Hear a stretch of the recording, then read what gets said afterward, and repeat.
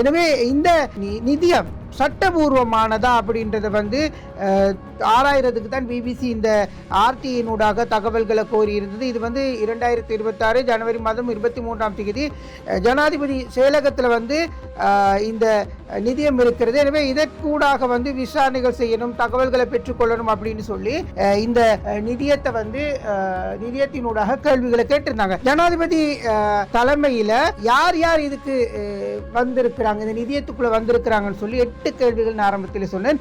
யார் யார் இந்த நிதியத்துக்குள்ள வந்திருக்கிறாங்க அப்படின்ற ஒரு விடயத்தை கேட்டறிந்திருக்கிறாங்க. எனவே இதனூடாக இந்த கேள்விகள் 2026 ஜனவரி மாதம் 30ஆம் தேதி கொடுக்கப்பட்டது அப்படின்னு சொல்லப்பட்டிருக்கிறது. எனவே இதனூடாக நிதியத்தினுடைய அந்த பதிவுகள் அல்லது நிதியத்தினுடைய முக்கிய நடவடிக்கைகள் முன்னெடுக்கப்பட்டிருக்கிறதா அப்படின்னு சொல்லி பார்த்தா இல்லைன்னு சொல்லி கருத்து வந்திருக்கிறது. எனவே இந்த விவகாரம் தொடர்பில் 2 விஷயங்களை தேடி இருக்கிறாங்க. குறிப்பாக இந்த நிதியம் செல்லுபடியான நிதியமா, இதற்கான தரவுகள் எங்கால வந்திருக்கிறது அப்படின்ற ஒரு விடயத்தை தேடி பார்த்திருக்கிறாங்க.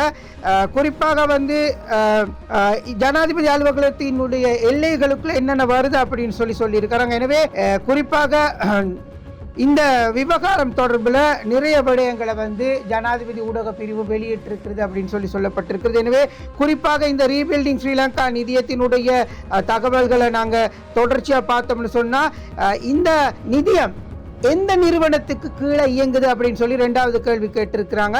அதற்கு இந்த நிதியம் ஜனாதிபதியினுடைய செயலகம், அதே போன்று ஜனாதிபதி நிதி அமைச்சினுடைய கட்டுப்பாட்டுக்கு கீழே வந்திருக்கிறது அப்படின்னு சொல்லி இருக்கிறாங்க.